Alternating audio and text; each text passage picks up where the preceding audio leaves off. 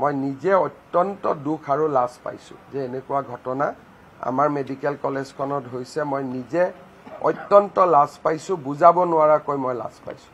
প্ৰিন্সিপালে ক্ষমা খুজিব লাগে দেউতাক মাকৰ ওচৰত। ইয়াতে বেলেগ কথা একো নাই। ইয়াতে আৰু পেচেণ্ট বেছি হৈছে, চৰকাৰক কওক আৰু 100 জন ডক্টৰ দিম। মোকতো কেতিয়াও কোৱা নাই। মইতো প্ৰিন্সিপালৰ লগত এভৰি দুদিনত ফোনত কথা পাতোঁ। সন্তানটি সম্পূৰ্ণ নেগলেক্টৰ কাৰণে মৃত্যু হৈছে। আজি GMCHৰ নেগলেক্ট।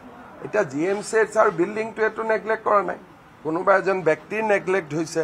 গতিকে সেই নেগলেক্টটো আমি বিচাৰি উলিয়াব লাগিব আৰু এনেকুৱা ঘটনা যাতে ভৱিষ্যতে নহয় আমি তাৰ ব্যৱস্থা ল'ব লাগিব আৰু পৰিয়ালটোক আমি ক্ষমা খুজিব লাগিব। আৰু পৰিয়ালটোৰ যিটো কষ্ট তাক ক্ষমা খুজিলেও শেষ নহয়।